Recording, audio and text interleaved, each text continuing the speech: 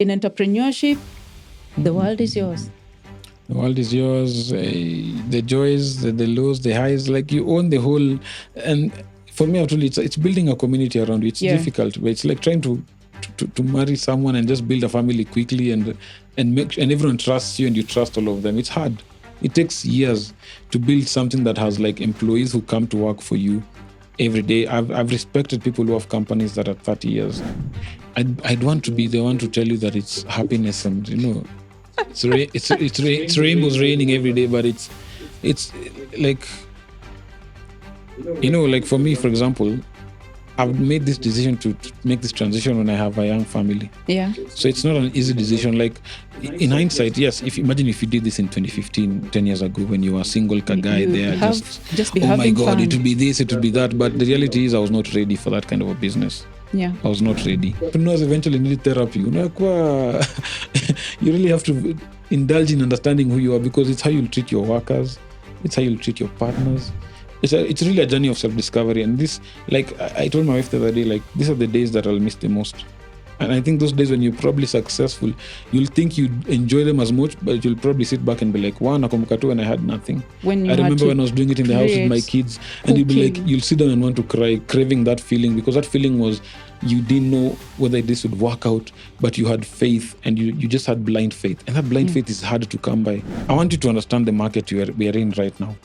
Kenya has 55 million people. Yeah. 55. Yeah. Uganda has got like 50-something, 56 or whatever it is. Tanzania has got 60-something. Ethiopia has got 90. We're in a market of like 300 million people. Million. That's like the population of US, the population of America in this region. And you're being told, for example, the economy of Ethiopia is growing at X%, middle income is like this. Nairobi hapa peke yake. If you look at the number of apartments being built in far-flung areas close to Limuru, Kikuyu, those areas, people are building apartments for 60K and people are moving there. There's a huge population of people, of customers, like with diverse tastes, with diverse tastes. Like people, there's a big market.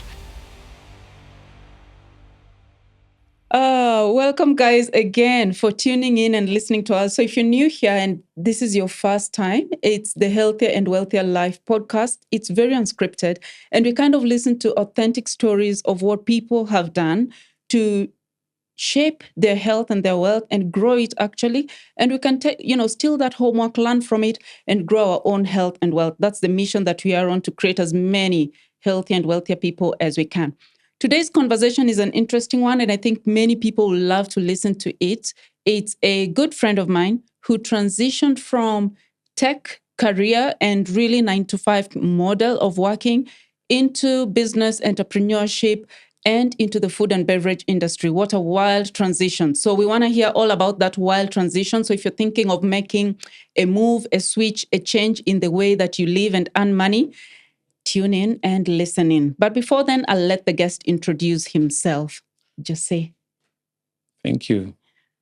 Very proud of you. First of all, my name is Joseph Moga Owino. An old friend of Lucy, and as she's introduced me, for the last 2 years, I've transitioned from being a tech guy to starting a food and beverage company and exploring entrepreneurship. I have a young family, not own.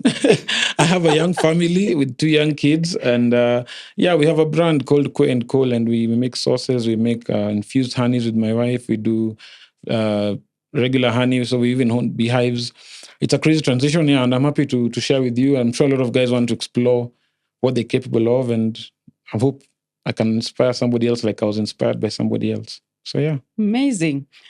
So I want to start from when you play back to Jose as a young boy and how this journey has shaped from tech into food and bev, into owning a company. Do you kind of find things that you feel like always there in me? When I think about it, it's in hindsight, it's there. But it's very confusing also, because I was a very curious child, and for lack of a better word, I used to like reading random things. So my father is like a historian. My mother was also a history teacher, but like I used to consume a lot of things. And at a very young age, I didn't understand business. Yeah. I mostly was curious about history, technology and stuff. And my mother introduced me to technology when I was, I think, 13. Interesting. in 98 or something. And that's when my mind switched from wanting to be a doctor to wanting to do technology. And then in high school, that's why I'd say entrepreneurship kicked in. I used to get leave outs Okay. to go see a dentist. Long story. But it's a way to just get out of school. And when I used to get out of school on those Saturdays, I used to buy fries on Luthuli Avenue and then come sell them at school. And I'd buy them at 20 bob, then come sell them at 50 bob in school. Then when we'd go home for holidays, I'd make sandwiches with my mom and sell them like sandwiches with a toaster and then sell them to guys in school. Like there's a time I remember I used to buy Britannia biscuits and we'd do the whole peanut butter with another biscuit like this. And then I sell to guys. Like guys, yeah. So I used to do a lot of funny things like that, but I never told myself I want to be, in my mind, I thought I wanted to be a doctor. Then I wanted to be a technologist. You never connected it to I never connected it. Then when I left high school, guys wanted to get IDs to go out. I started forging IDs for guys. It was a very funny time. Like it was funny because my mom had an office and I knew how to use a scanner. I knew how to edit pictures. So guys wanted the IDs to say they were 25 years. There was a time when clubs used to say 25 and above. And I charge 50 bob. So like pole tu unaingia vitu za, you just doing biashara but you don't know you're a biashara person. Yeah. I go to university.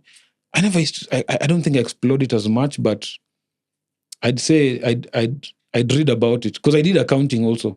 So that's the other thing. I did accounting between when I left Form 4, I didn't want to do anything IT. Yeah. Between that and university, because I was like, I can't do packages. Let me try and figure out what to do during the day. And that's the time when I was trying to explore even dog breeding. I just realized my brain was just looking at opportunities, but I didn't see it. I just thought I'm a guy who will be good in IT. I'll go to university in JKUAT. I'll go to Strathmore, do my ACCA. So I've done numbers in accounting. Then I go to technology. I do technology. But in university, that's when maybe I should have seen the signs of I wasn't meant to be in IT because I was not as curious about tech. The tech. Yeah, and it's weird because in my mind, the way I'm seeing tech being taught at the time, I was like, isn't it vitu najisomea? I was telling myself that and I was like, najisomea hizi vitu. So I did not pay attention to stuff. Yeah. Yeah. And I'd try and explore other things and think of other things, but you don't see it. So life is just funny. I didn't know I wanted to be a business owner from that time. I even thought at one point I wanted to be like an actor or something. Like just, your mind just wanders. So like if I was to say one thing that points to that is when I was in high school. Yeah. That's when, like I said, exploring the whole... You did some entrepreneurship in high school. Yeah. Naturally, without like having a game plan or something like that. Nothing, just selling and just your pesa unapata, unanunua nayo mandazi. It's just, your parent will just give you the money, you do it, you don't even think much of it. And like, that's the freedom. As you're talking, I've listened to an episode on Diary of a CEO and the guest had a very similar path. He's now like a big business owner, but he did events. In the US model, events for high school kids, organizing a parties, organizing this, organizing. And he also did it just for fun, something that was entertaining and interesting outside the normal. Yeah, and eventually he gets into business and could also see it looking back. He's like, I kind of did that in high school. But from the tech, and then you began your career in tech. I began my career in tech, but I'm also on the side, I'm dabbling in other things. You see, like, you're in tech, you maybe got a job somewhere. My first job was not even in tech. It was customer care agent at Safaricom. And in the process of that, me and my friends started an events company or a product company where we sell glow-in-the-dark stuff for parties and stuff. Yeah. So we are doing those things. I'm working on this idea. I'm doing this. At that point also, I'm also exploring entrepreneurship because we're going for events. We're selling glow-in-the-dark masks, glow-in-the-dark paint. I'm selling to corporates who are doing bashes. We're doing all those things. We even had DJs in our fold. We had a drama. We had a plan of an events company, and we're trying to do it as guys who are employed. Yeah. We're all employed in different field companies, but we're all in tech, engineering, but we're running a thing on the side. So yeah, pole tu after campus, kuendelea na hiyo while still working. In tech, did you ever get to a point where you're like, okay, I need to completely leave tech? And is there anything specific that pushed you to the switch? Like, the honest truth is, like, when I left campus, the expectation of everyone is when you leave campus for IT, you want to get a job in IT. Yeah. So it was not as easy as that. Like I didn't get a job in IT. I got a job in customer care, which is not even IT related. It's answering phone calls of partners trying to hack their spouses' phones. Like the PUK blocked in a wrong number, and it was a very difficult job. But I thank God I did that job. Like kuna vitu naonanga even asamanga like for every like your journey, there's a reason why you're going through that. Like if you were told to write your own story, you'd write it the best way without any hiccups. But if you're told to talk about your story, you have to give people the honest story, which is I didn't start in tech. But I yearned for tech. Like I saw my friends getting jobs in tech and I was like, yani mimi niko hapa customer care. Wacha tu nifanye tu. And then inside Safaricom, I'm there trying to see if I can get away to go to tech. I'm trying to talk to know some people. Hey, I happen. Nimejaribu kuhack, nimepata shifts mzuri, so I can do shifts during the day. It was just difficult. So you're there, you're doing shifts, your friends are living in a 9-to-5 scenario. Yeah. So part of you is like, guy, how can I get into tech? And so lucky for me, my mom knew somebody who worked at KXP at the time, and she told me to go for an interview in Yonekama because I'd done an attachment with them like 3 years prior. Yeah. Nikaenda and I took less pay. So I left Safaricom. I was making probably 55K to go and work for less pay, but I was in IT now. Now I was in full-time IT. Yeah. Sasa nikafika hapo sasa ndo now I'm in IT now to figure out what do I want to do. Now for the next 4 years, it was just learning about networking, system admin. Like that's why I really got into the whole IT, tinkering with servers and everything. That's when I started experiencing the work life of IT, which is, in hindsight, it's what I enjoyed doing. I didn't enjoy the latter part of it, which is consulting, which we'll get to. But that part where I was just building or trying to configure systems, learning about servers, about routing, about BGP, going for meetings in other countries. I traveled to Zambia for training. I traveled to Ethiopia. Like we used to go for these meetings, even in Amsterdam and all, and it was just techies. And I enjoyed that aspect of it, but at that time, as I'm enjoying it, I'm seeing now my friends are doing now sales. Akili yangu inaanza kuniambia, oh, you're not doing enough. You need to figure out a way to go into this sales thing. Huko ndo kuna pesa. So I'm chasing the money. Yeah. And when I'm thinking the situation I have is not good and I'm not focusing. So I in 2015, after like 4 years of that, nika changed. So I changed for other reasons also, but not just to explore that. But I sort of wanted to switch to entrepreneurship, but not IT. But it was a very funny story there also. So 2015, the situation at that workplace was getting toxic. So my parents told me, like, just wachana nayo tu, you can do whatever it is you wanted to do. But having supportive parents who can accept your craziness is good. Like, at least in hindsight, I think your 20s are for dreaming. They're not supposed to be like rigid. I think that rigidity that people think your 20s should be. You don't know the world at 20. You can take a break. Don't know yourself. You can take a break between 20 and 24 and still achieve what everyone who did those years did. Like, you can take a break between 20 and 24 and say, I'm going to do biashara, start campus at 24, finish at 27. And at 30, you'll still be utaona uko bado the same na watu walikuwa nafanya kazi. Guys who went straight on. Yeah, so my parents were like, you do what you want to do. And in my mind, at the time, I wanted to do something with digital signage. So if you go into malls nowadays, you'll see these screens showing you I wanted to do that as a business and have screens around Nairobi. That was my plan. And I had done the research in China. But a friend of mine who worked at Safaricom akakuja akaniambia, we, wachana hizo vitu, we, kuja, come sign up as a Microsoft partner. Kuna pesa huku kwa cloud. Hivyo tu. Nikafuata hiyo, nikasema hiyo mambo ya digital signage yote ikaekanda, wacha niingie mambo ya cloud. Na mimi nikiingia naingia head on. I went, became a partner, opened everything, website, LinkedIn, a company name, got ETR. I became like a full one-man company. Yeah. Within like 3-4 months. Na sasa nikutafuta biashara as a consultant. So now I'm this consultant now. I'm not doing product. Yeah. No, I'm actually doing this Lumiglu events thing on the side with my friends, Bado. Okay. But I'm now exploring this consultancy side of things to understand it. And this one is more about talking. But me, I'm doing everything. I'm trying to sell. I'm trying to present. I'm trying to configure. I'm doing everything. So I'm also learning about myself in that process. And in that process, I think that's when I started slowly understanding that maybe I'm not, the way tech is going for me is not maybe what it is, but it took me another 7 years to realize that, which meant me going to other companies and exploring that and sort of learning. So like 15 years ukiangalia tu hivi, it's just a matter of moments where, in hindsight, when I look at them, the things I did with joy, the things I did freely was when I was creating moments for people, like when we were doing events, when I was selling product, when I was going on Alibaba in 2012, buying product, shipping it from China. Like we were doing shipping from US, actually. We started with the US, The guy was selling us the stuff was from US. Then we got somebody in China, which was like 5 times cheaper. We switched to that. And that was 2012. And we were doing that biashara, just 3 guys, young guys. And we were selling things to corporates. We were, like a joke. We're not even thinking much of it.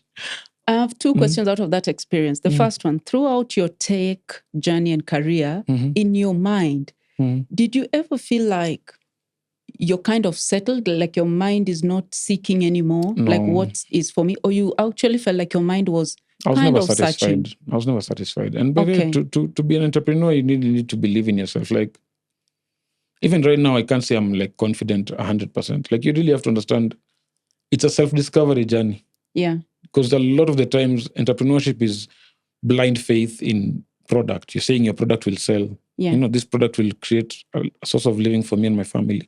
It's a risk, and you have to be mad to some extent. I didn't think I would be an entrepreneur, but eventually I learned to listen to signals and ignore the noise, which is listen to yourself. Like, what do you enjoy doing freely at, even on a Saturday? It touches on very deep honesty with yourself. I put effort into tech. I really did. I tried getting certifications. I was certified as an Azure architect. I was like reading, and I was doing this by myself. Not to the company employees, not to the boss. I was doing it by myself. Yeah. It is not easy to do those things by yourself. And at the same time, I'm not getting as much biashara, but I'm putting so much faith in myself. But I'm also still consistent with like posting on LinkedIn, talking about what I do, what I enjoy about Azure, cloud, and I'm studying, I'm watching content, I'm watching virtual conferences because I can't go to the US for conferences. Like, and that it paid off, by the way. In hindsight, it actually paid off. Like I generally believe if you put time into something, even this journey for Pilipili, it didn't start last year, but when it started 5 years ago. and it's here now, but it looks like I've been doing it for 5 years, but I've done it for only 1 year, 1 month or something. And my other question is on the partnership, because you've done both. You've done solo when you're the one-man company doing consulting in tech, and then you have done Lumiglo as a partnership and partnership with friends. What's the reality of partnership that you found to make it work, or what were its challenges? I think you really have to be aligned. Like you can't have a company where you're 3 people and maybe one person is obsessed and then the other 2 guys are not as obsessed. Like, you genuinely have to be, all of you, if you're obsessed in the same way, the amount of work you can get done is insane.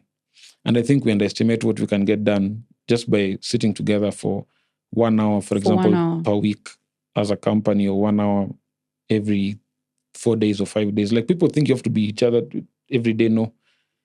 Just sitting down for 1 hour, even as a family, sitting down, you and your partner, 1 hour to do planning for your family, those things do work. And I'm saying that not because I'm perfect with that framework, but in hindsight, I'm like, when you're young, you have so many ideas, but that framework of like patience, time, effort, we don't have it. We're hot-blooded. There's so many things going on. We're all employed. You have a side business. Maybe it's not paying your bills, so you're not giving it all the attention. But the opportunity is there. You're going for a show. You're selling 15,000 bob.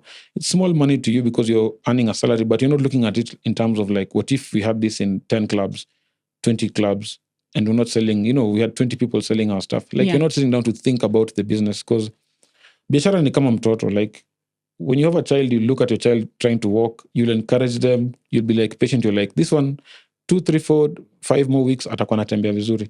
If you treated your business like that, like you're just like every day, ata mtu akianguka, encourage them, treat it like a child, you'll see the effort, because now you and your wife and your relatives and your friends and your nanny, all of you are encouraging the baby to walk. Eventually the baby walks, the baby runs. That's a business. Like, if you get more people around it, who are propping it, supporting it, talking about it, working for it, it grows. I think that's where most people get disheartened in entrepreneurship. This thing that you love and you're creating doesn't have the return yet, doesn't have a recognition in the marketplace yet, doesn't get the appreciation yet. But you need to work as though it has those things. Yeah, you need to have the confidence in that future. You have to. And work that way. And most people especially if you're doing it on the side, you feel like it's not. It even costs me money. Not only is it not paying, you're not giving it the attention it deserves. So you don't give it that kind of intentional attention, and then it never turns around. It's sad, but yeah, I mean, so I've been in 3 or 4 companies. So nimeona like in everything, eventually it does.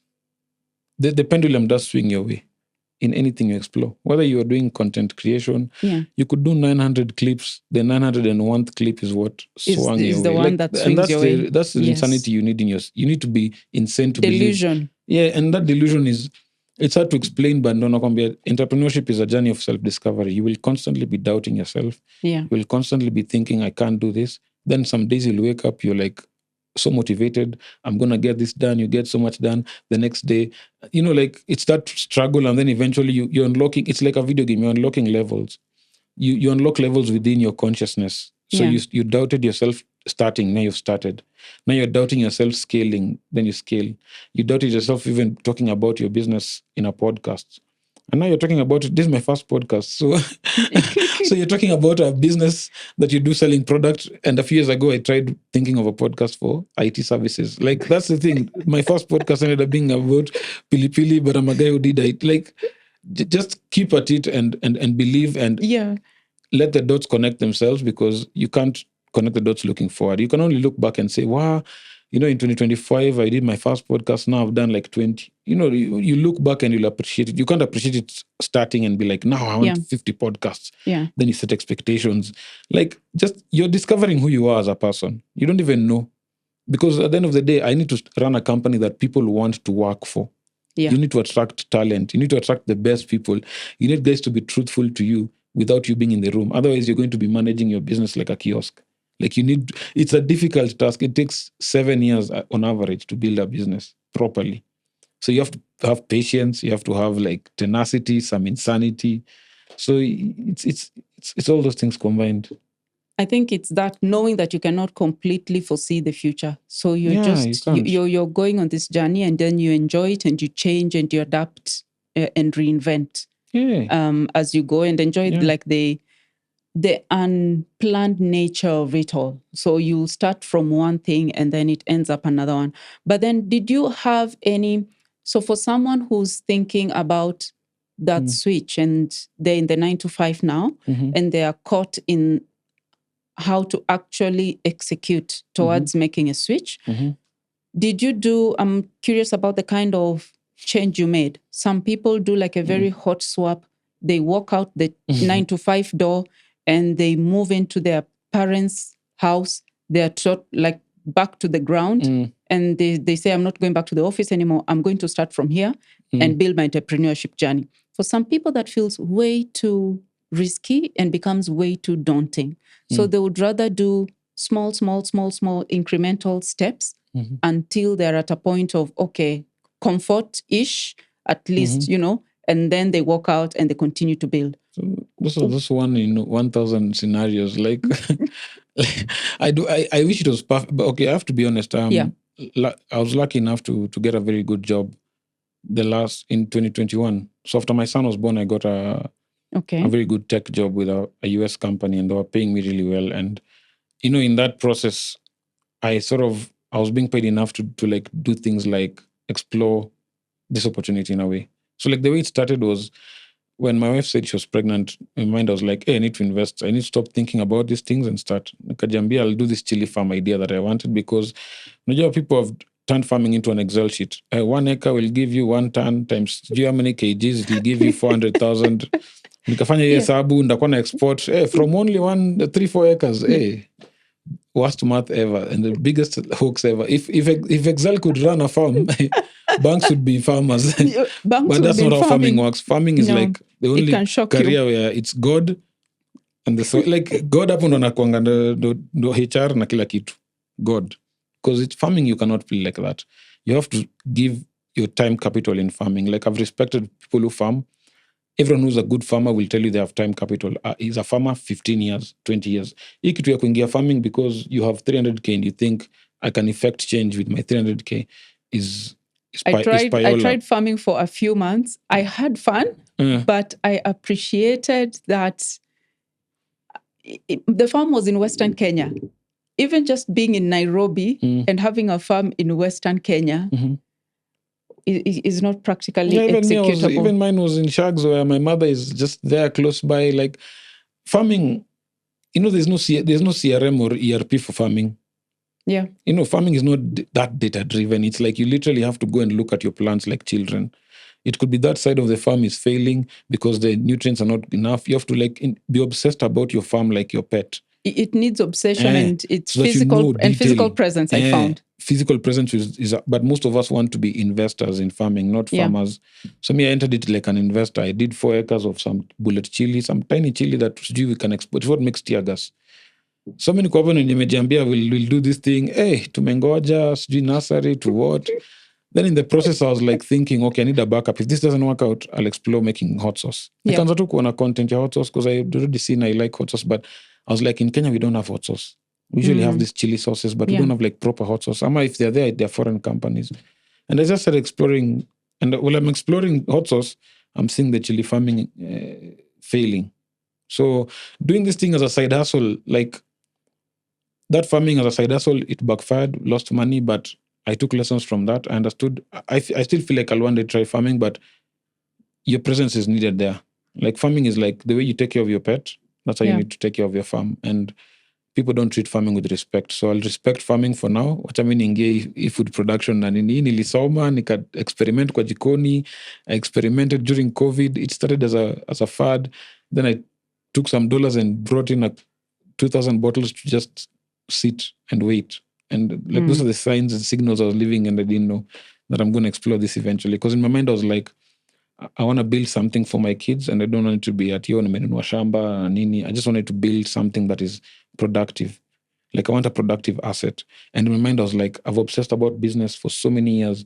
Me, the only thing I think I should leave, in my mind, I was like, I'd rather leave an asset like a business that gives them something regularly and something they can see me build technically. But I didn't know quit IT. But there's a part of me that was like, you're going to quit IT. Like there used to be a voice telling me, you're not going to do this IT. You don't even pay attention to what you're saying. You didn't even pay attention in JQuat. I'm just buying books. I'm just buying books on how to make hot sauce. I bought a course on retail what. I'm buying books on FCMG industry. I'm not reading tech. Tech has become like the sideshow easy. I can read slides quickly. Then the rest of the time, remote jobs. Unafanya vitu zako. And it just happened. And in my mind, I used to just tell the last year is when I was telling myself, like, this is your calling. Like God alikuwa ananiambia say, you can beat around the bush, you can do what you want, but eventually hii ndo kazi yako. Hii tech wachana nayo. Even if you're being paid, this is the best salary you've ever had in your life. It's not what I want to do. And it felt bad because I had chased for that type of salary for so long. I had craved it. And then when I finally got it, nikaanza kufeel emptiness ingine ya like, na feel ni kama I need to use my hands. It's a weird thing for me to say, but I feel like I don't use my hands anymore. You see, when I was in the server room, I was connecting ports. Then when I became a consultant, it was like, you're just on your laptop, it's Teams meetings. Nothing from me. Then you're there, tab number 2, uko tu zingine, and I'm like, what? Nothing to add from my side. I can't do this for many years. I'm fidgety. I want to go to I was making like baking things in the oven. I didn't like cooking growing up. I hated cooking. I used to fight with my mom. But now in COVID, when I'm doing these remote jobs, katikati ya calls najipata nimeingia jikoni and I'm baking a cake, I'm making chicken wings, I'm trying to mix what, and I'm the guy who hated cooking. But it's now I'm realizing my mother was planting these things kama tu chumvi, fertilizer. Your parents are very powerful people. They leave things in your life that you don't see. So my mother used to buy cookbooks. And then she'd sit down on a Sunday afternoon and I was still cooking on TV. Umeboeka, umekasirika. You'd walk out and then look, when you're turning 40, you're the guy who's cooking sauces. You're the one who's cooking. And the guy who's doing what you thought you'd do. So, what happened typically in Kenyan culture, parents buy the plot of land, something for my kids, security for my kids. They think in land a lot, and a lot of younger parents also think in building a house, but they think infrastructure. So whether you're thinking land or you're thinking a house, it's infra. So not many parents think build something that generates active cash flow, and something that is very I feel like that's more tangible for children to take pride in, as opposed to me taking pride in a piece of land. Or I mean, you taking can take pride in a piece of land. It's just not scalable to I me. personally would feel good about it, but I don't know if I would take pride in it from the way I feel.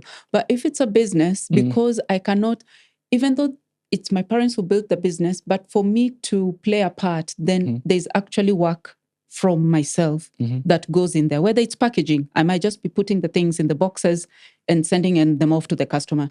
I might be making deliveries, shaking the hands of the customer and saying thank you, from buying from our product. But you do feel the sense of pride and the sense, it comes from personal contribution.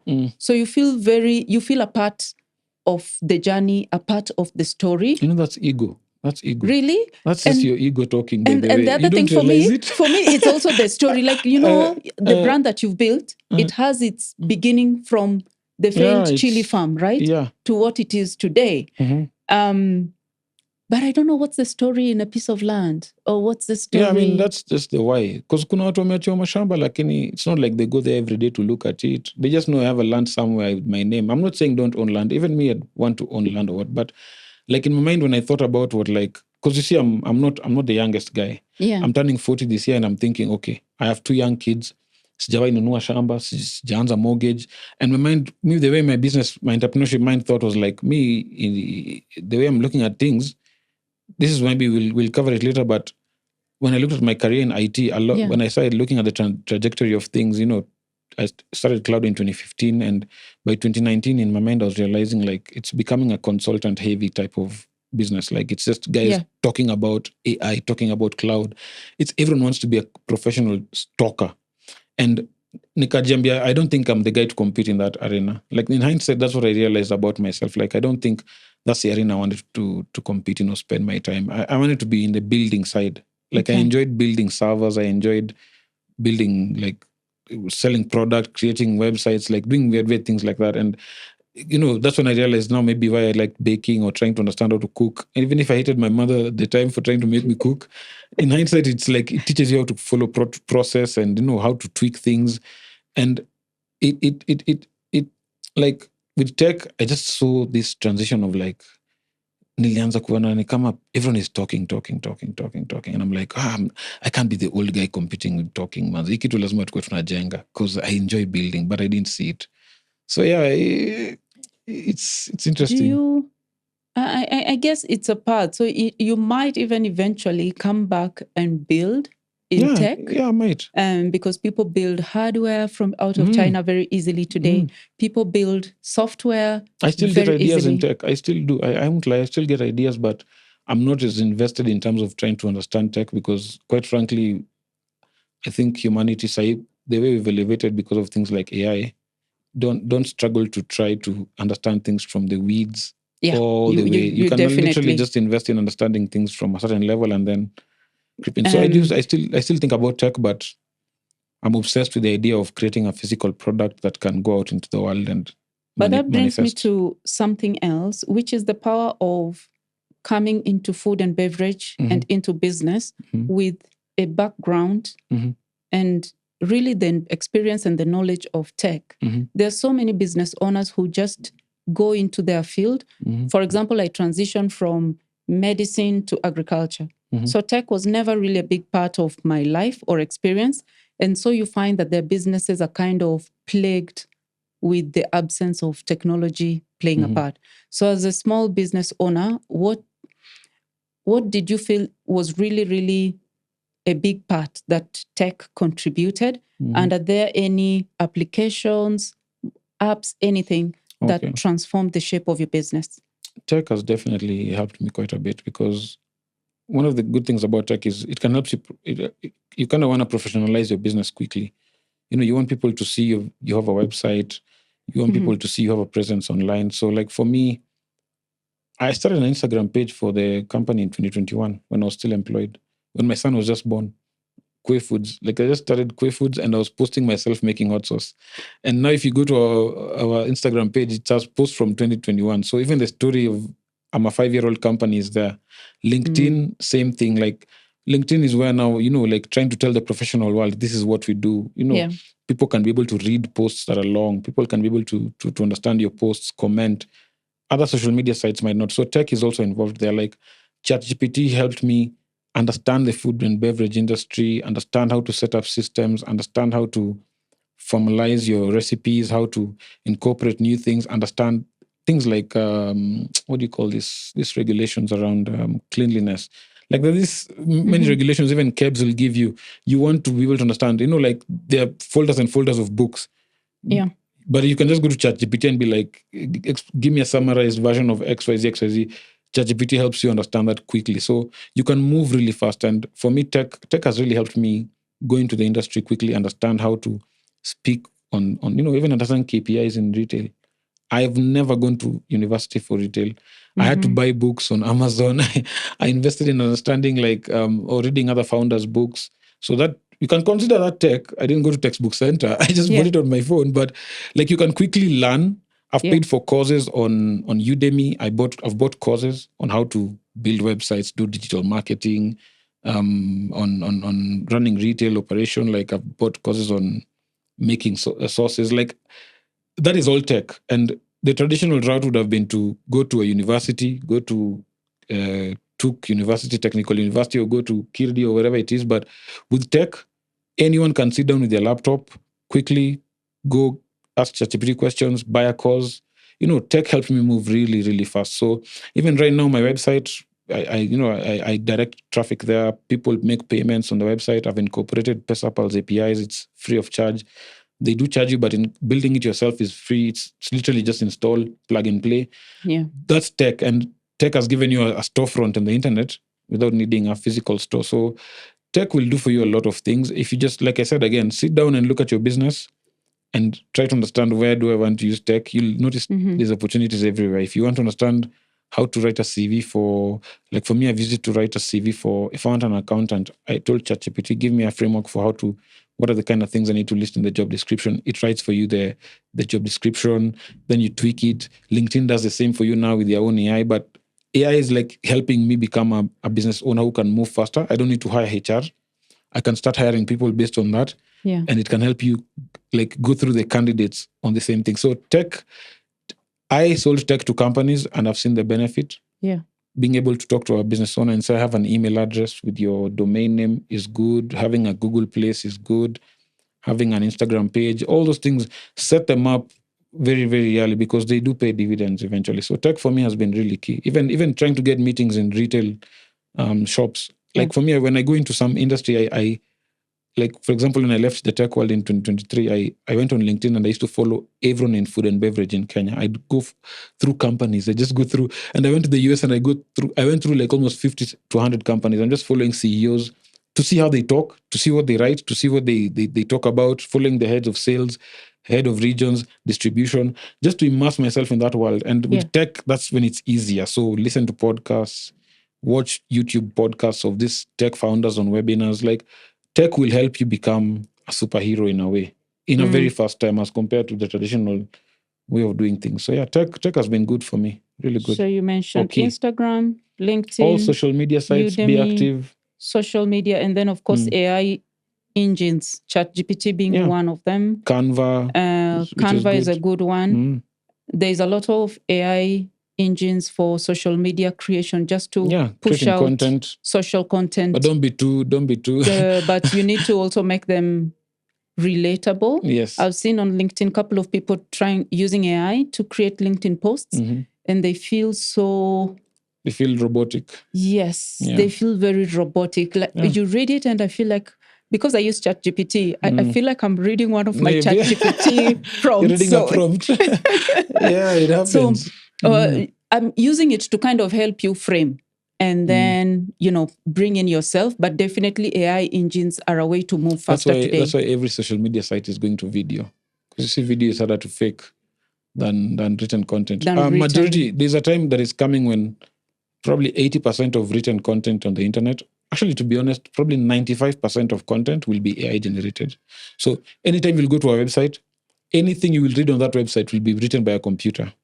The only content that will probably be very, very natural would be the video. That's why TikTok promotes videos of people just holding their phone and the camera and the light. Like, their AI can scan and know it's a face talking. They'd rather show that to more audiences authentic and relatable as compared to showing you a very professional like newsroom. They want rather show you like a podcast with subtitles that people can listen to than like it's gonna change. So right now, the AI and AI is entering to show us how better we can be. There's a lot of jobs will be lost. Authenticity is going to become our. There's a premium on authenticity. It's going to become our premium. The thing about us that nothing else can do. Yeah, people are paying for Instagram verification. So they thought Twitter was crazy. Now you're paying for Instagram verification. You'll pay for tweet. You'll pay for all these things verification. Even WhatsApp, there's a fee, because when you pay, people perceive you as being honest, or you're willing to spend money monthly to show that it's me. No longer CVs. It's now your LinkedIn profile is verified with your passport. Your employer can verify. Like the world is changing quickly. I want to talk about growing a business. Now you've now come into a world. So you've immersed yourself. You followed the CEOs of other companies, and now you're in that journey of, I want to turn this into something. I feel like for many people know that there's hard work involved. So, but then something still stands in the way of people. And I think it's who is going to do this with you. Like you have to be willing to go on your journey and carry on with it. So did you find yourself having to, I don't know, write a vision, something that gave you longevity? I don't know however small it started and however slow it started, you were kind of okay and you kept going. It's crazy. I'd want to be the one to tell you that it's happiness and it's rainbows raining every day, but it's like like for me, for example, I've made this decision to make this transition when I have a young family. Yeah. So it's not an easy decision. Like in hindsight, yes, imagine if you did this in 2015, 10 years ago, when you were a single guy there, oh my God, it would be this, it would be that. But the reality is I was not ready for that kind of a business. I was not ready.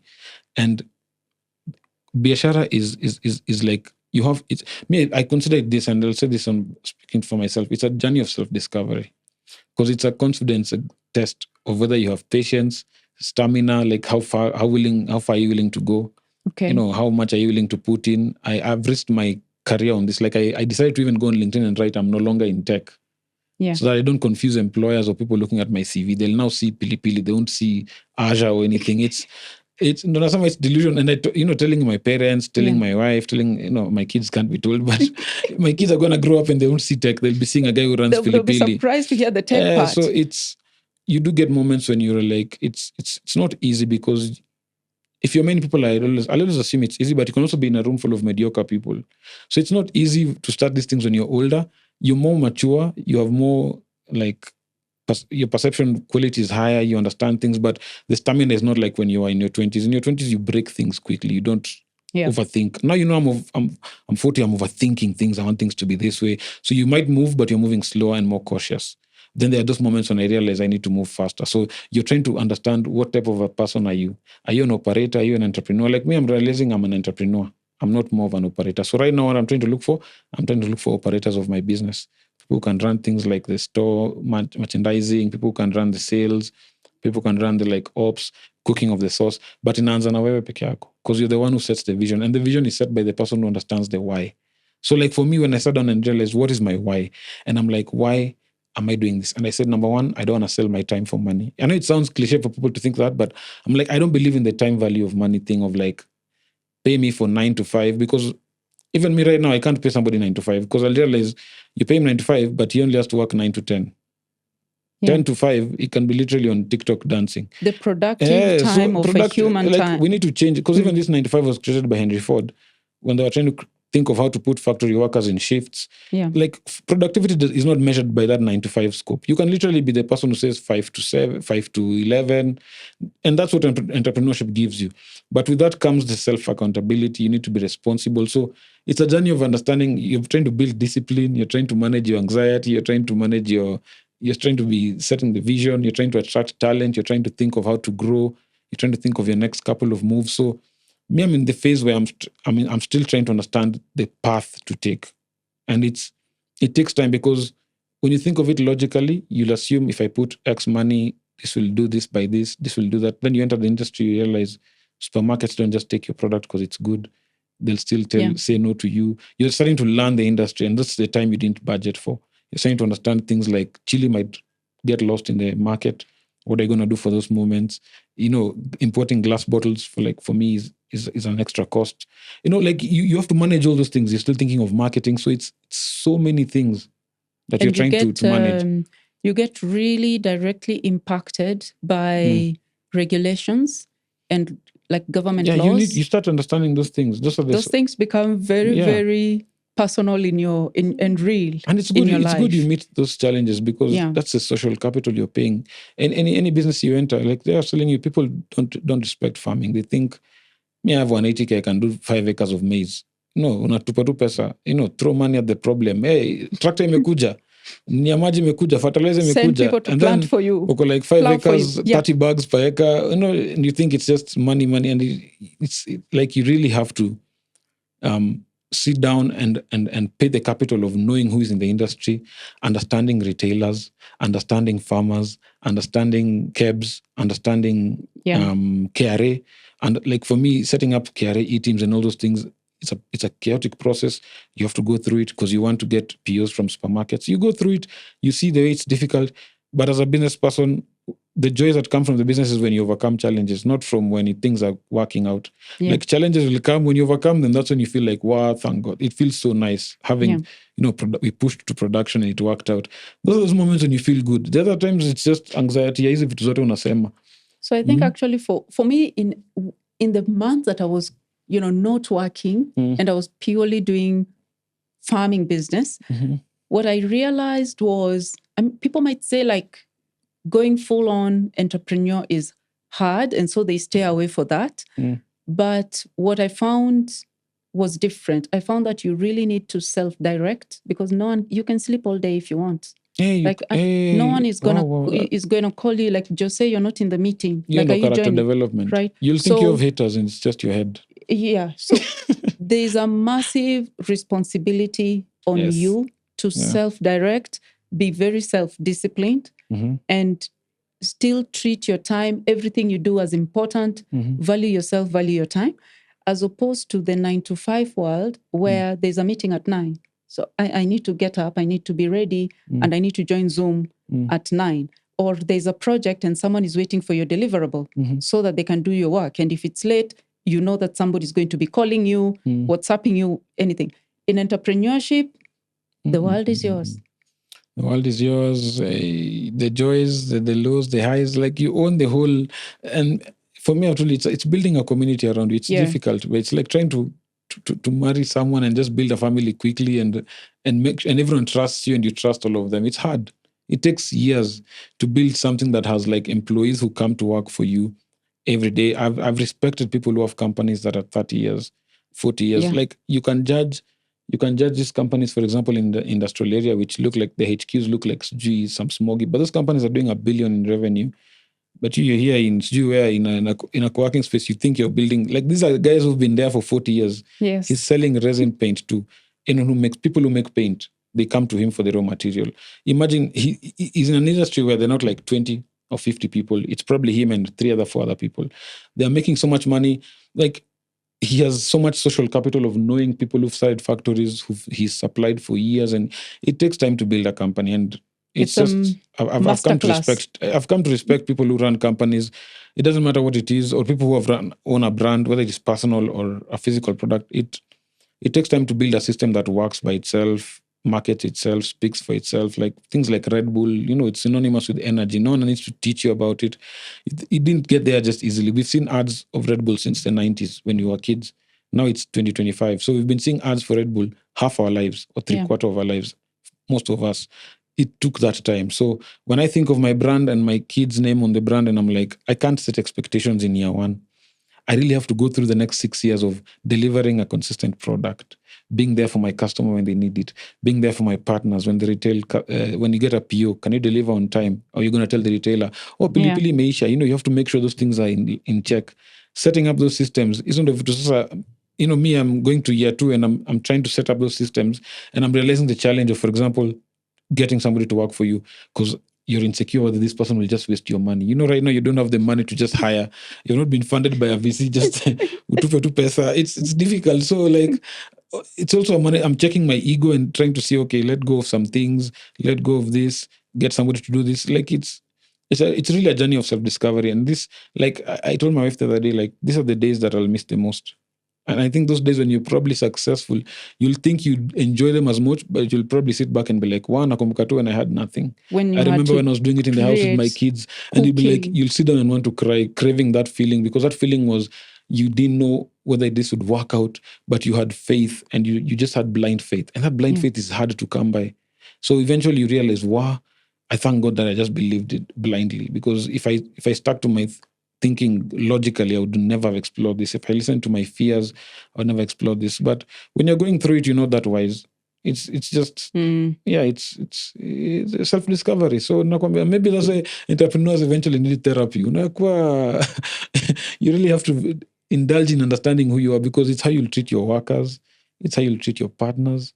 I think it's very it involves your mental side, your emotional side, your physical side. All that. It's very deeply involving. 9 to 5, you can drift. There are people who are in jobs they don't like, they don't care. You have a HR who can listen to you. You have a HR who can tell you, talk to me about your challenges at work. You'll tell your mother will cook you food and tell you to Leah too. But you still have, and she's done the best she can do. So it's, me, bado najijua tu. Hata mimi mwenyewe najiulizanga maswali ngumu. Are you the best person to run your business? And that kind of a question is like, you can sit down and like think about it. And it's so scary because you start asking like, what am I going to do if I start doubting myself? But it's the best thing you're doing for your business. You're giving it the attention it deserves. You're asking hard questions, and that's what you're going through. That risk mentality you have, that's entrepreneurship. Unasema, okay, you know what? I'm going to hire somebody to do accounting. Liwe liwalo, we'll do weekly setup sessions. And from that experience, you will learn. You'll probably get robbed. You will learn. You'll hire a warehouse manager. You'll get robbed. You learn. You learn. Yes. And as you learn, you're advancing. You start to, unaanza kuwa na, I'm understanding the formula for this biashara. I'm understanding how cash flow works. And then when you get bigger, you get help. You get a board who can hire for you professionals. And then it stops being about you. It's become a system. It has a life of its own. And the vision that you set up is becoming a reality, because the vision is not built by planning the next 5 years. It's just like brick by brick, day by day.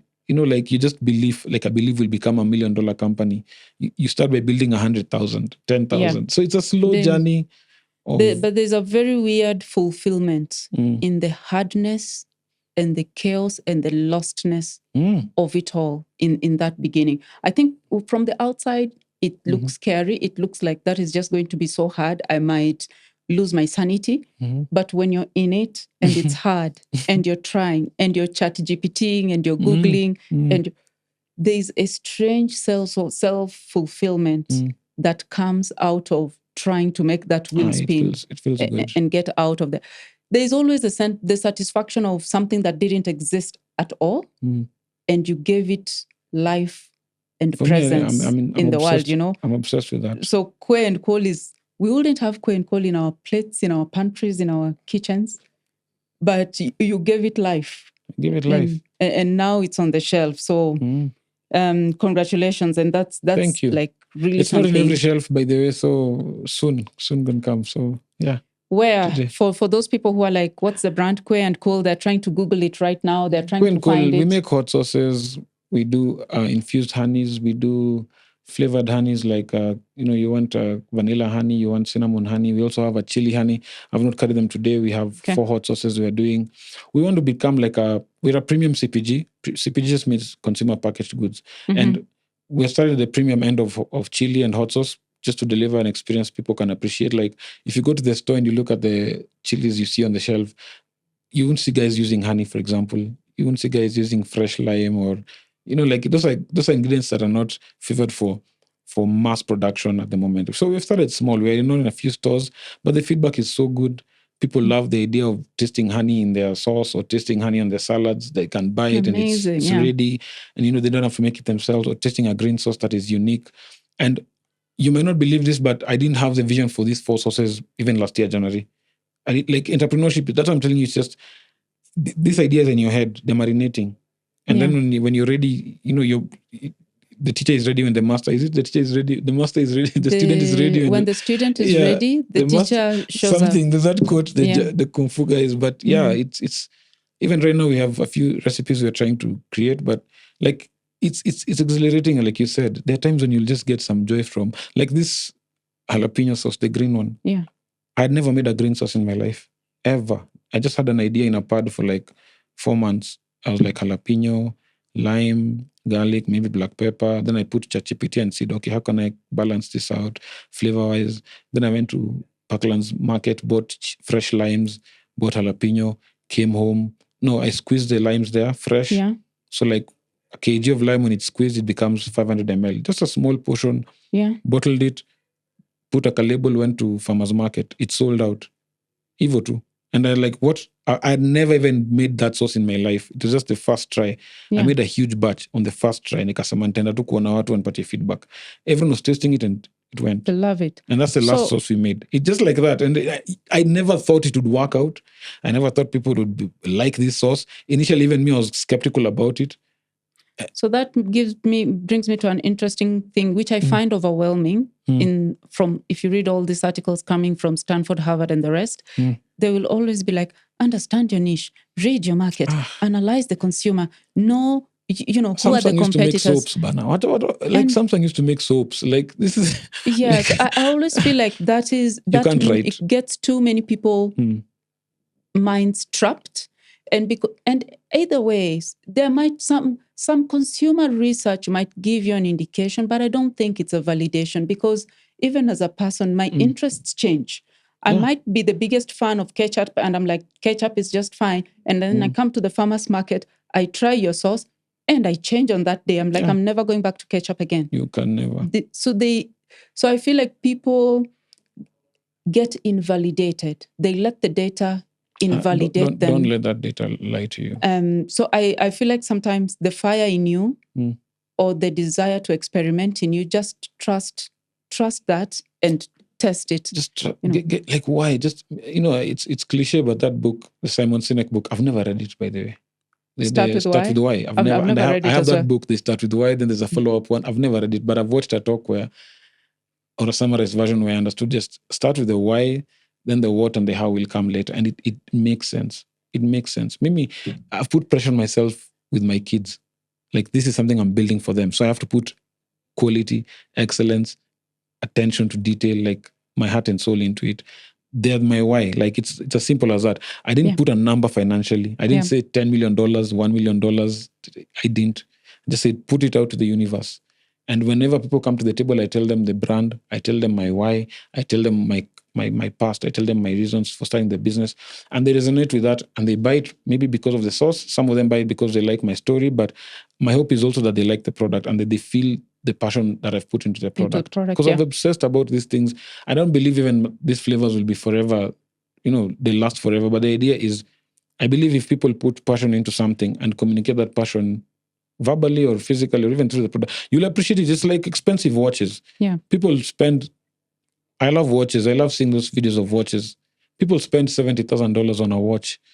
I'm not saying it's right to spend that much money, but when you read about the technicalities of how they make those watches, you start to respect. You're like, who wants to wear a bulb on their face, eyes, and they're building a minute machine that can be wind, and it's like it's insanely, that whole thing almost validates. But the people who pay for it are like, hey, this guy spent a year making that watch, I want it, and so like I'm putting my passion and my energy into it, and I believe people will it. So start with a why, and like why do you like content creation? I feel nice, I like doing content. I like it when I see my audience happy that I'm dancing.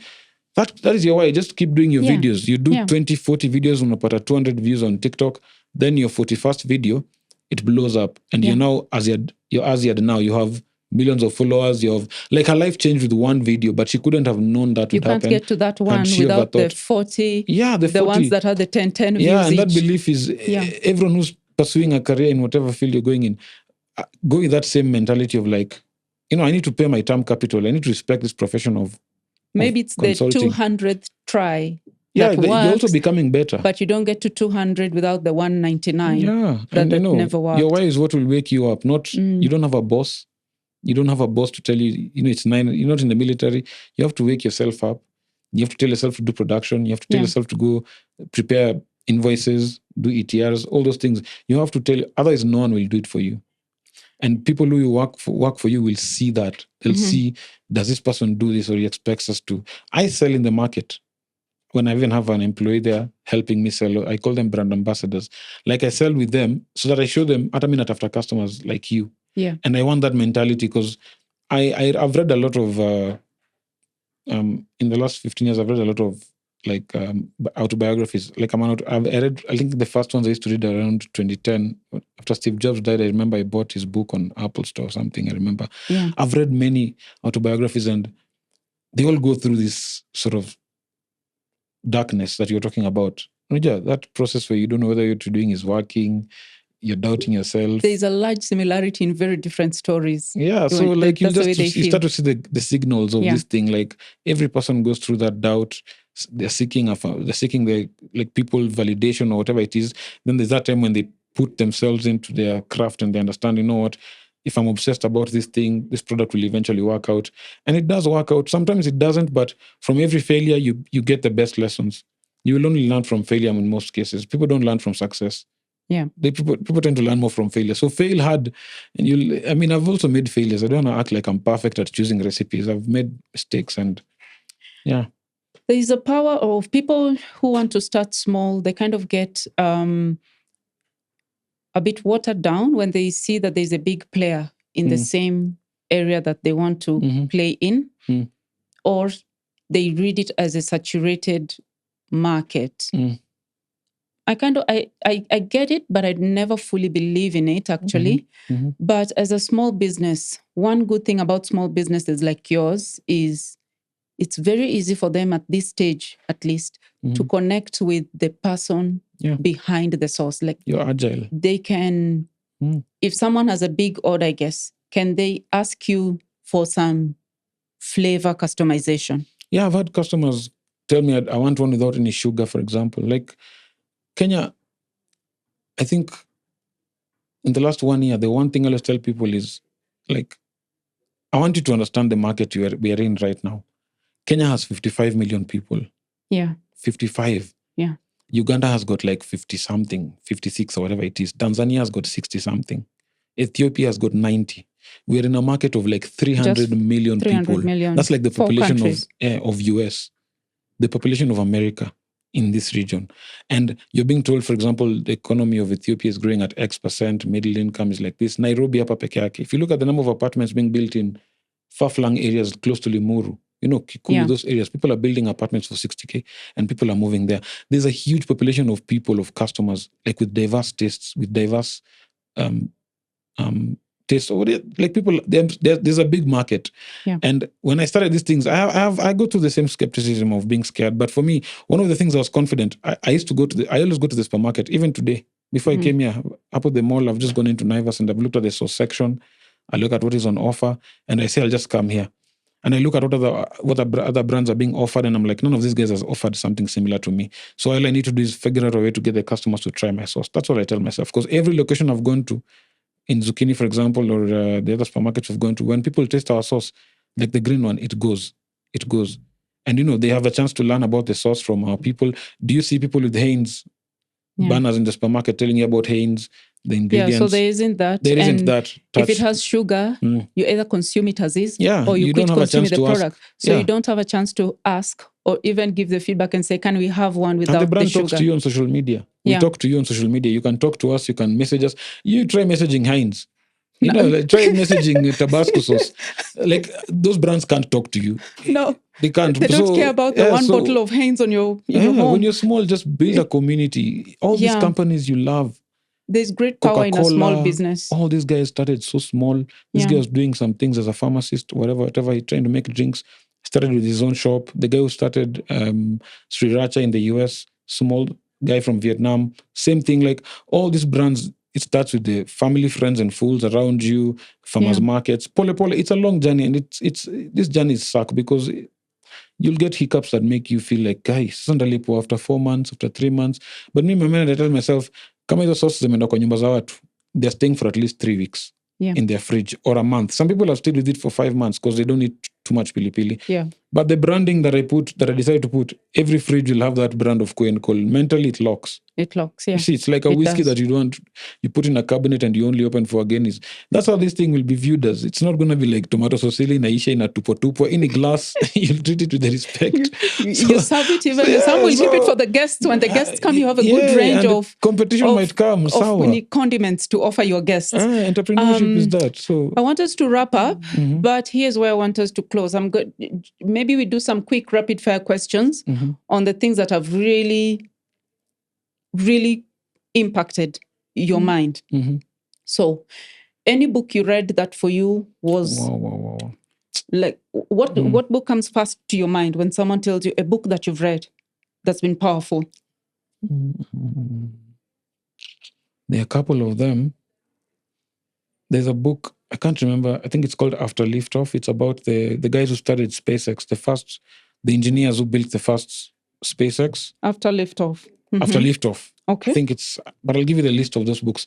All right. That book, it talks about the engineers the way they used to Elon Musk's perspective is there, but those engineers, the kind of challenges they were going through, I think when you look at SpaceX today, I've been obsessed with space travel for like a very long time. So I've watched SpaceX launches for like years, 10 plus. I have watched all of them, and I used to watch, and I read their books, and I read Elon Musk's book, and the kind of things they went through, man, like people don't even know them even today. People just see the big rocket landing. If you read those stories, it's insane. It's insane. When I read books about people who build things and go through challenges, I like those books. Yeah. And then I like the book I like Steve Jobs' biography. Because he talked about, he was for lack of a better word, he was an a-hole to people, including his own daughter.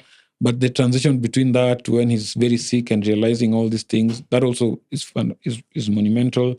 There's another book on negotiation. I think it's called Never Settle or something Frost or something. There's a book about Never Split the Difference. Chris Frost. Yes, that's a very good book. Then there's one for this guy who runs and talks to people and uses the F-bomb a lot. David Goggins? Goggins, his book. David Goggins. The book Can't David Hurt Goggins. Me. Yes, I also read that book. So when I was doing consulting, that book helped me quite a bit because David Goggins is all about hacking your mind, voice and mind, and I like that book so much. So I there's a time when I was really into reading a lot of books. Right now it's mostly practicals na apply, but I have so many books I've read. There's another book, the guy who died last year, this guy who started this shoe company that Amazon bought. It's something about selling happiness. Tom something Foy. He built a company that Amazon bought that used to sell sneakers on the internet. I'll get you the title, but this guy used to build a company where employees were so happy. It was known as the happiest place to work in. His story is very interesting. So he wrote a really good book on customer service. So it's only books. Maybe I should just share with you all the books I have on my. You should. But I've read a couple of. I like reading autobiographies because, especially if they give you an honest breakdown of this person's weaknesses and not just celebrating the good. This person is successful, millionaire. Like I like those ones where they take you through their insecurities. You see them struggling. They got fired. They lost their company. Those things, they give you perspective on how long time it takes to make. Apple. When Steve Jobs died, Apple became $1 trillion company just before he died. And when he got it in '98, I think it was almost being bankrupt. Bill Gates gave him a loan. So between 1997 and 2011, he launched the iPod, the iMac, the iPhone. And it became $1 trillion company. Yeah. And he started the company in 1970s. So if you're impatient about trillionaire status or whatever it is, just remember, Steve Jobs died the year that his company finally became $1 trillion company after almost 40 years. His lifetime was over. So guys need to be... It literally took a lifetime from him. Yeah, it takes a lifetime to build some things. What about a podcast? A podcast that you listen to that continues to be I've good listened info? to... Oh my God. Wow. This one is going to be crazy. So, right now, the last 3 years, I've been listening to a lot of podcasts around the industry. Food production, marketing, all those things, trying to understand how these businesses work. But I listen to a lot of podcasts about anything that has founders. I feel like people in podcasts during COVID were speaking very candidly because they were in remote scenarios. So a lot of podcasts during COVID were very detailed. Any founders podcast you can find, There's where actually a somebody gives podcast called frameworks. Founders. Mhm. The guy, he has done a deep dive into autobiographies. And then he comes and Yeah, the narrates autobiography of a billionaire or something like that. the autobiography. And some of them are, and once in a while he has like a meeting or a discussion with the guy himself, like the person behind the autobiography. So it's a very good podcast. And I think they also do some Q&A episodes as well. So young founders come on and ask questions into experienced people. So I've listened to a few episodes on Founders Podcast. It is really good. And I mean, whatever career you pursue, just immerse yourself in that industry. Listen to people in that industry talking about it. Yeah. You might, you can go to university study, but just listen to people talking about that industry, because you learn a lot from people when they speak candidly and they're not in a work setting, as compared to somebody in a conference presenting their company. So podcasts or keynotes sometimes are very powerful. So there's a time I used to listen to TED Talks. I don't know, I just stopped listening at one point. It became a bit crazy, but TED Talks were at one point very, very powerful for me. So TED Talks is also good. There's a time when I used to listen to a lot of Gary Vee. That was in 2016. I still get to sometimes see his clips, but the tenacity, he predicted quite a bit. Like the idea that companies are going to be, like CEOs are going to be brands, is something that I think some people don't want to accept, but it's better for your business if you as a CEO can be a voice for it. So even on LinkedIn, even speaking on TikTok, things like that. You don't have to be a CEO. Or if you have a story, or if people know your story. Or even let your employees be able to just be free within your company to be themselves as brands. Like somebody can be a TikToker and they work for you. Make your environment somewhere where that TikToker can just be a TikToker at work. Like, let's be honest, in your office, it's not like people work 9 to 5 and they're always on their laptops like this. There are times when people just want to goof around the office. Like, let people see that your company is as homely or natural like that. I think those are the things that environment will attract talent in the future. Say, people used to think companies were like, oh, you work for Safaricom, you'd be so like, hey, that's a big company. But these guys, I don't think they'll just look at, want to see the employees of that company, what kind of schedules they have, how they work with their bosses. So if you go online, you'll see some companies where employees goof around the office, they do content. I think Capital FM do it. Capital FM do that a lot. And Kiss, which is good for them. If they keep doing that, they'll survive this transition from traditional media to digital. Because right now you see the guys who do radio on Kiss and Capital, they also do content, which keeps us like updated on what's going on in Capital FM. But if you're KBC and you don't have anyone doing social media, I don't think there are many people running home to see KBC. So you have to really think about your business like that. So where is your customer? Your customer is on TikTok. Start your TikTok. Let people in your company be free to just talk about their food in your office. Like for me, when I get an office, I hope people can be able to talk about the sauces, even without me asking. Like I have to give up. Like there are 3 ladies we work with. They do merchandising for us, and they're brand ambassadors. And I noticed like we pay them to do activations in stores. And I noticed like sometimes when I post a picture or something on my WhatsApp, they ask me like, send it to me. I also post on my WhatsApp. And they're marketing my brand free of charge. They're like, they're on Pishi. And these are guys who are in the 20 to 25 age group. And I'm like, wow, I'm imagining if I had to like ask 20-year-olds to market for me something. You know how it is. People can so do for them what to they do enjoy. that, so I'm like, as a business owner, I'm like, wow, I'd wish all my employees can just be like at home and they post my product on, and they're like, I love working for Co and Cole. Like that sort of, what do you call it? Like people approving or whatever, or somebody signing you up for something. That kind of affirmation is very powerful from employees or people you work with. Whether it's your partner, customer, or anyone. Social media is really powerful. I think people need to take it serious.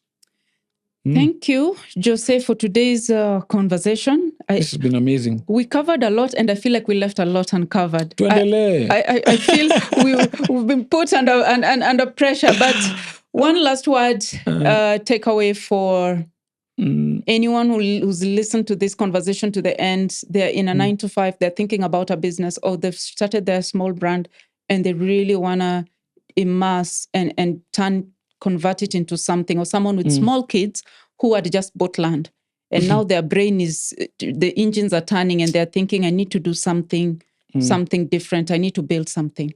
There's no one advice I can give, but like just listen to your Listen to your inner voice. I mean, not all inner voices will be correct, but learn to understand what signal is and what noise is. Yeah. And understanding yourself is something that I feel like it's something that we fail to spend time crafting. A lot of entrepreneurs have to go through that journey of self-discovery of who are you, like shed your ego. And that thing is painful. So when you see people like Elon Musk and the way they look like they have pride, they have passed through some fires that most of us will never go through or would never want to go through. Even that Trump that people don't like, look at the kind of fires he's gone through. You'll realize, I don't want to be at 75 and seeing my imagine you at 75, you're dealing with all this. It's not easy. So like, you just know who you are. Like it's not for all of us. Like for me, I'm making sauces now. And 2 years ago, I was doing meetings in the afternoon, nothing much from me. And, next meeting and, you're there, Netflix, una relax, mshahara inaingia.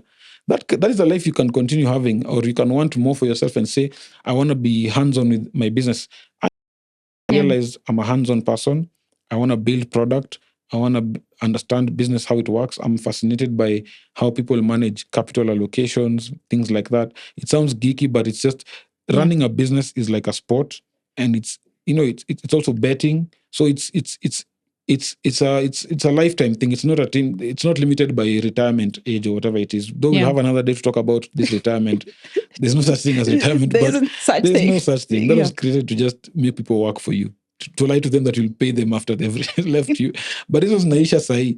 So the reality is, listen to your voice. Like, signals are there. People around you, if you have a good support system, they'll even explain to you some of these signals. I didn't know how to be making sauces, to be honest. I just took a chance and imported some 2,000 bottles in 2021 and put them in storage.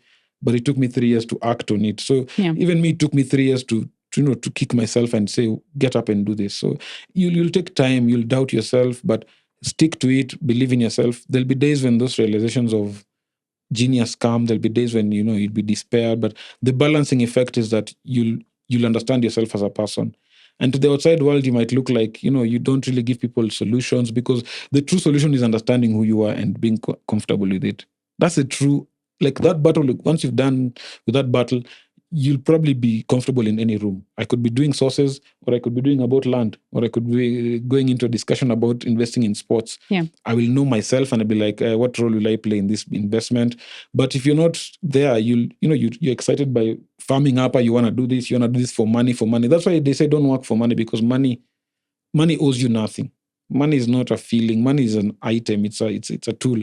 You can't really obsess about it as the reason why you're doing something, because like a tool, somebody one day can give it to you at 10%, somebody one day will give it to you at 22%. But I'm not in control of interest rates. But I'm in control of my energy to wake up, go to a Kulima market, look for chili, sit down on Canva, design a logo for my company, sit down and try and make the sources, invest in those things that can pay dividends. Especially in hindsight, I think this is what I'll tell my kids: invest in things that don't pay you now. Like, invest in things that have a long, like the dividends that come later on, because that helps build discipline. Because when you build this anticipation thing of like nangoja pesa, that comes with misery, that whole like anxiety. Like, if you're young and you're living in your parents' house, it doesn't hurt you to try and make cookies and try to sell to your friends. Try hustle from your house, parents' house, build a website. Just do that. Don't put a timeline on it. Don't set expectations. Just do it. And in that, you might find you love investing. You might find you love building websites. You might find you love podcasts. Like, just explore. The world is really there for you for the taking. So just believe in yourself. Spend the time. And, take all feedback and understand the number one hater is in your head. Don't think haters are outside. It's in your head. You're the one who doubts yourself the most. People fail to accept that, but you're the one who doubts yourself the most. You're the one who questions your actions the most, not your parents, not your siblings, not your friends. Your friends will do that, but there's no one who hates yourself more than you. So conquer that ego, strip it, and rebuild yourself. You might look arrogant, but you'll be confident, and you'll be sure of yourself, and you'll be more relaxed. So Thank you. I think you said the one sentence that is good to close: separate signal from noise. Yes. For me, that's it. Separate signals from noise. It's amazing how many times the noise around us is so available and so much that we end up trusting it and drowning what is the signal. So that for me today is, parting shot for our conversation today, and to close it there. Thank you. The sauces, by the way, I'm sure people are going to ask you where these sauces can be Where found. are they found? Right now, you can get them on greenspoon.co.ke, Right. 99 Mart in Hurlingham, Okay. Savings Home Mart in Diamond Plaza, and any of the zucchinis that you see around. Also on our website. So yeah, we have more flavors. You will see them on the website. These are just 2 of them. But yeah, thank you. Give us feedback, negative, positive. Your voice matters. Thank you. Thank you.